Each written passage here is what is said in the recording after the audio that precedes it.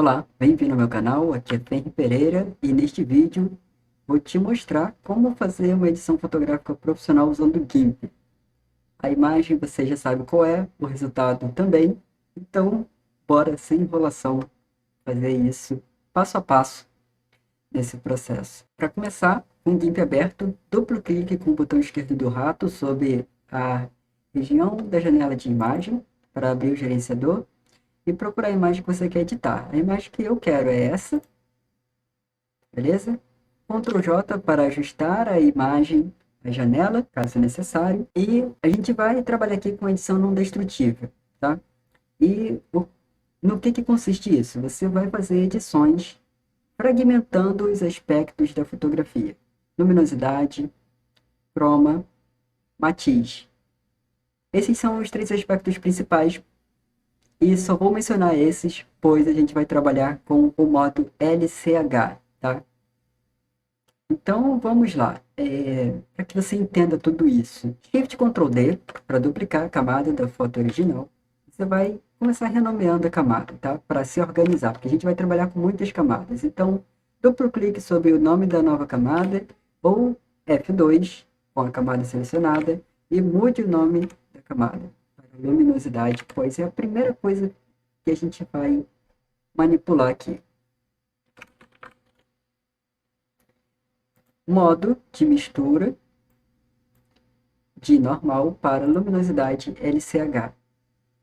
Lá no final da lista, tá? Caso você não tenha percebido que eu passei para o final da lista, luminosidade LCH. É normal que a camada não faça nada até que a gente ajuste alguma coisa nela, tá? Esse é o comportamento padrão. Nada absolutamente aconteceu ao mudar o modo de mistura.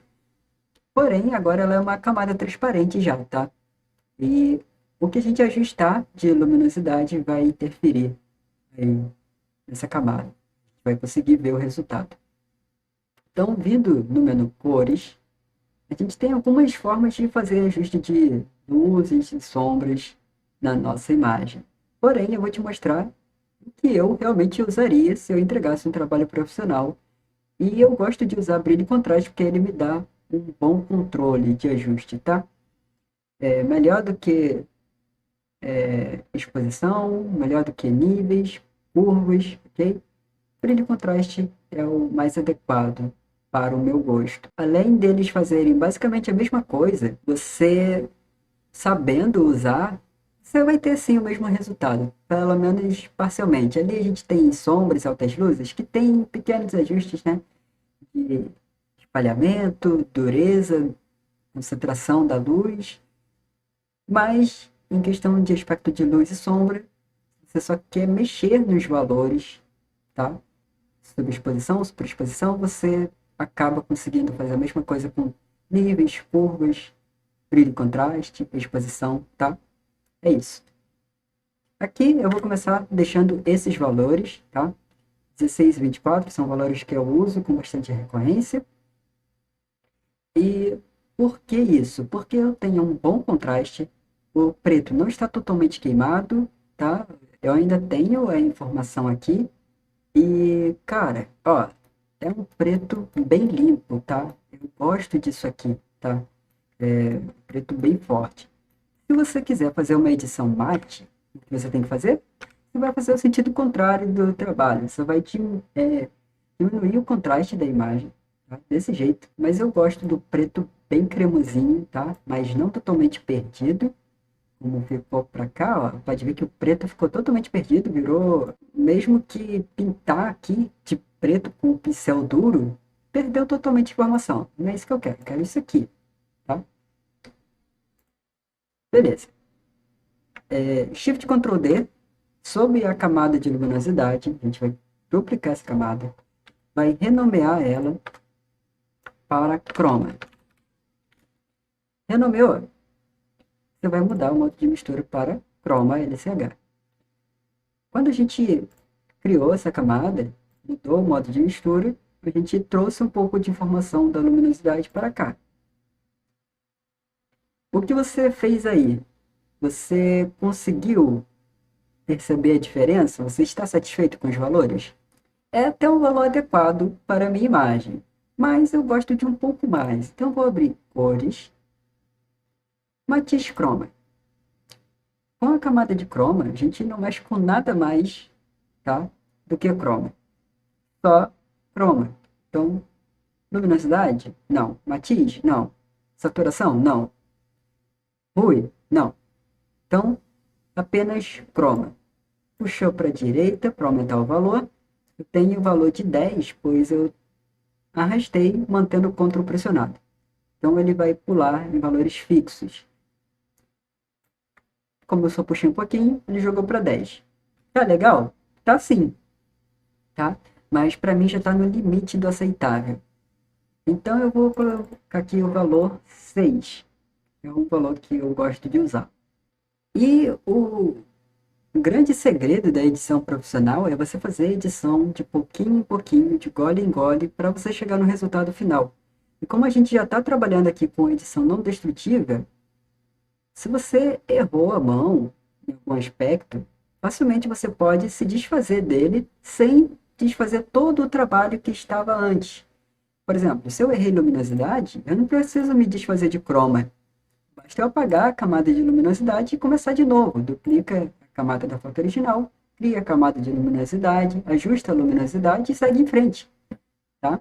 Se você tiver uma pilha de 20 ajustes, você não precisa ir lá na frente e voltar os passos todos só para corrigir. Essa é a grande sacada da edição não destrutiva. Tá? Então, vamos em frente. Próximo passo, duplica a camada de croma e vamos chamar essa camada de matiz.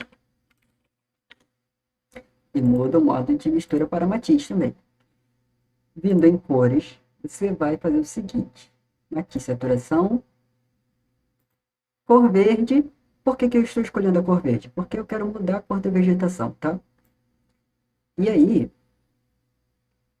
é uma coisa, assim, de gosto pessoal, tá? Vai depender também. Se você tem uma imagem com vegetação aí, ou com algo verde que você realmente queira editar a cor, para que vale a pena esse passo.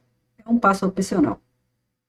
Mas supondo que você realmente tenha uma imagem parecida com essa, tá? Uma situação, uma cena como esta, você vai editar a vegetação.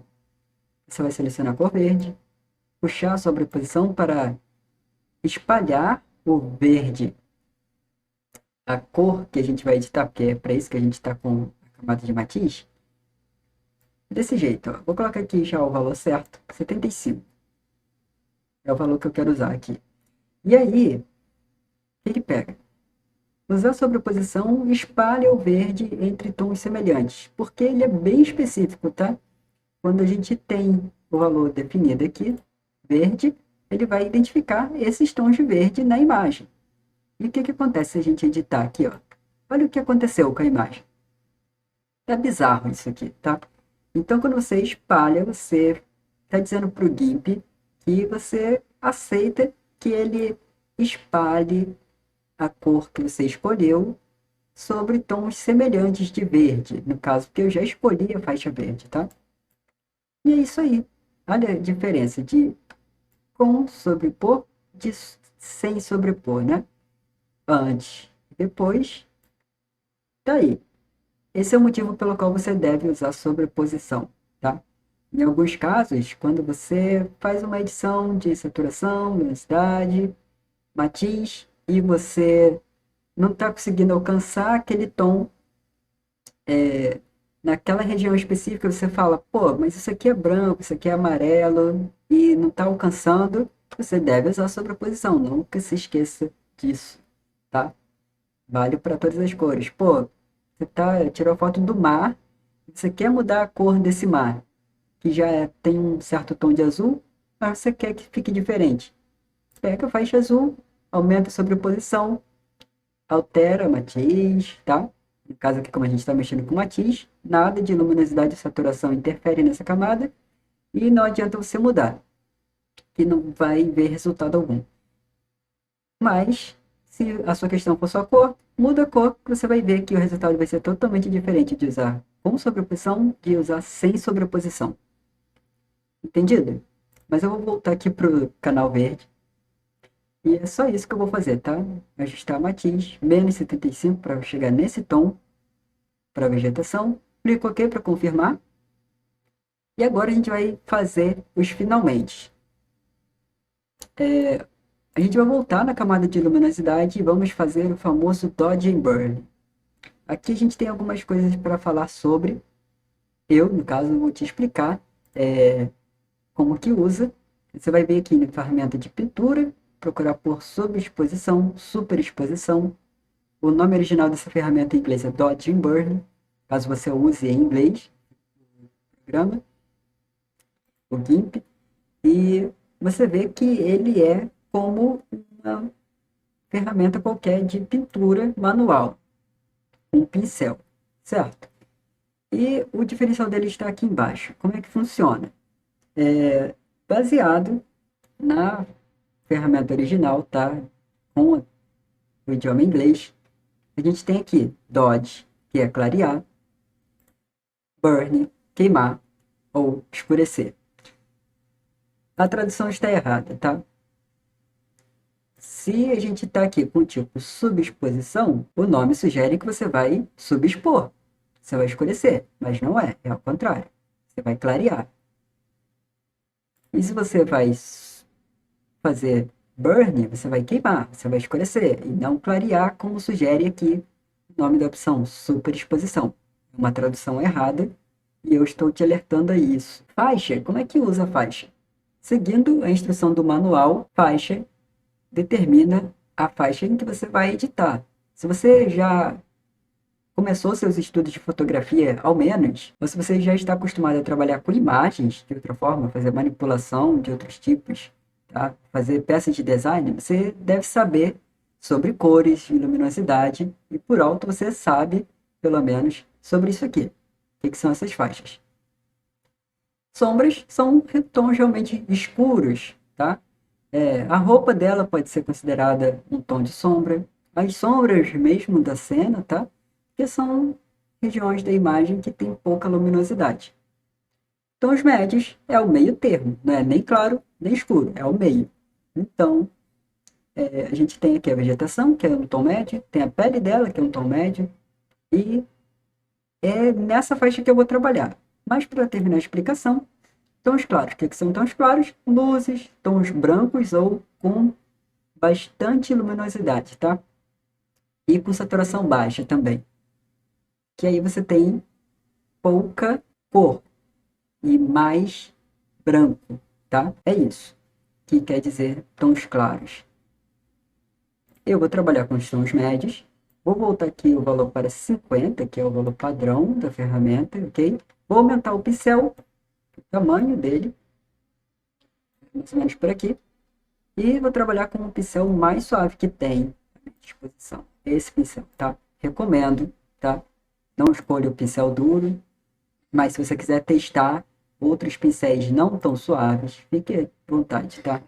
Mas eu recomendo o mais suave que você tiver disponível. Outra coisa que eu posso falar antes de fazer a queima da cena é que você vai trabalhar aqui como quem trabalha pintando paredes. Esse é um efeito translúcido, ou seja, ele vai ficar semi-transparente na sua imagem.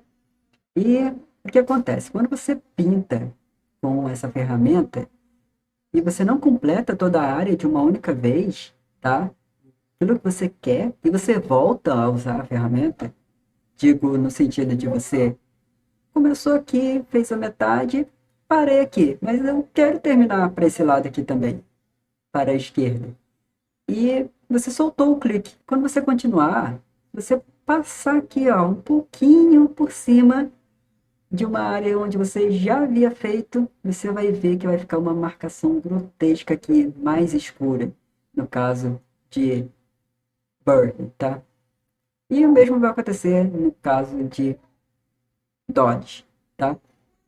Então, é aquela situação de você passar a primeira mão, não completou, deixou a tinta secar. Aí você vai passar a segunda mão e quando você passar por uma área que você está passando a primeira vez e depois passar por uma área onde você passou já a primeira mão e estava seco, você vai perceber a diferença. Vai ficar um negócio grotesco de horrível, tá? Então, não recomendo que você solte o clique antes de completar a pintura da região inteira desejada, tá? Então, vamos adiante. Vou clicar e arrastar por toda a área, tá? Que eu quero escurecer da minha imagem. Esse pincel aqui, ele renderiza o efeito em tempo real pra gente, enquanto a gente pinta. E a ressalva que eu faço para você é que aqui está acontecendo em tempo real porque eu tenho uma imagem pequena, 2048. Quer dizer, é um tamanho já bem considerável. Já dá para considerar uma imagem em alta, que a gente fala. Porém, é pequena o bastante para o meu PC processar de forma tranquila. Então ele fez de imediato. Estou aqui rapidinho. Se você tiver com uma imagem grande ou seu PC for fraco, se não as duas coisas ao mesmo tempo, você vai ver o pincel renderizando o efeito devagarinho, fazendo o caminho aqui, ó, copiando todo o caminho por onde você passou. Não vai criar nenhum tipo de distúrbio do que você está fazendo, mas fica a ressalva, tá? Para que você saiba que se tiver com atraso no desenho, é porque você está com falta de processamento, falta de RAM, e aí vale a pena você trabalhar com uma imagem menor para que aconteça de forma mais natural, em tempo real, tá? Agora, vamos mexer ainda com tons médios e mudar aqui agora para fazer a fuga. Vamos clarear a modelo. Vou diminuir a exposição para 20 para que não fique algo muito grotesco, tá? Se você quiser e você tiver realmente com uma situação parecida com a minha, aqui a modelo está com a roupa preta e, como eu falei, preto é considerado um tipo de sombra, independente se é de fato uma sombra ou não. Então, agora a gente vai fazer aqui a fuga. Vamos clarear a modelo, tá? E se você tiver uma situação como a minha, tá? Em que você tem tons escuros, as sombras em evidência no assunto da sua imagem, você vai escolher a faixa de sombras, tá? Digamos aí que você queira pintar só a área de tons escuros, faixa de sombras, tons médios.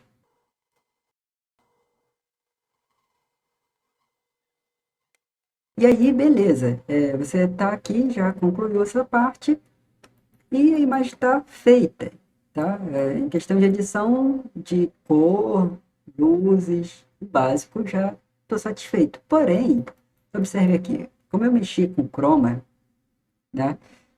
Eu acabei evidenciando o amarelo nos dentes, sendo que ela não é assim. Então, é, vale a pena você fazer aquele ajuste que eu trouxe aqui num vídeo recente no canal.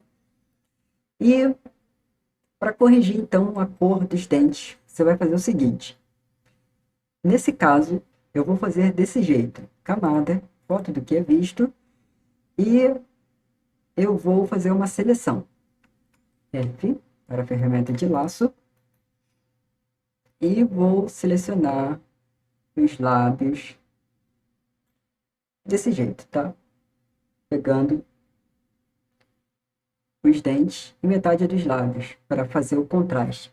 E a gente vai vir em cores, matiz e saturação, mudar o modo de mistura na ferramenta, tá?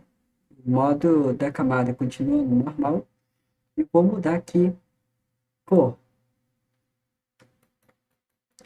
E vou escolher a cor amarela, sobreposição em 100, saturação diminui. Beleza, já tenho o que eu quero. Beleza?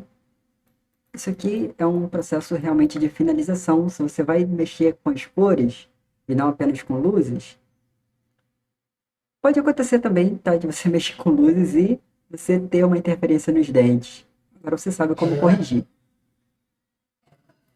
De forma alternativa, tá? Diferente do que eu mostrei lá no tutorial. Se você quiser ver como eu fiz naquele tutorial em especial, recomendo. Vídeo curtinho, tá? 5 minutinhos. Você aprende tudo que você tem para saber sobre esse tópico. E então, para finalizar realmente, ferramenta de remendar, atalho padrão do GIMP, H, tamanho do pincel pequenininho, Não vale a pena você me acompanhar no tamanho da imagem, a menos que você tenha uma imagem de 2048 no maior lado, porque isso é totalmente variável. Então, escolha um pincel que seja adequado.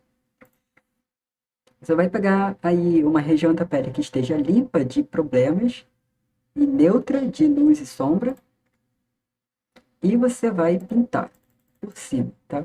Dando cliques leves ou arrastando um pouquinho, tá? Isso serve para você cortar spotlights, pontos de luz, tá? Que são esses estouros, assim, esses brilhos exagerados.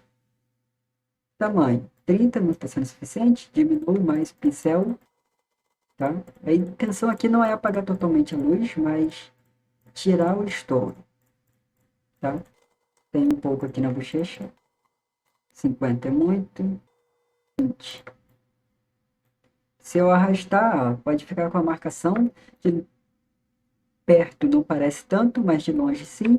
Então, dê prioridade ao aspecto daquilo que as pessoas realmente vão ver. Não é todo mundo que vai fazer o que você fez, se você está me acompanhando desse jeito, com esse zoom todo. Então, use a referência baseado em quem vê a imagem por inteiro. Aqui a gente tem essas manchinhas aqui, pequena de pele, também, correção, com cliques.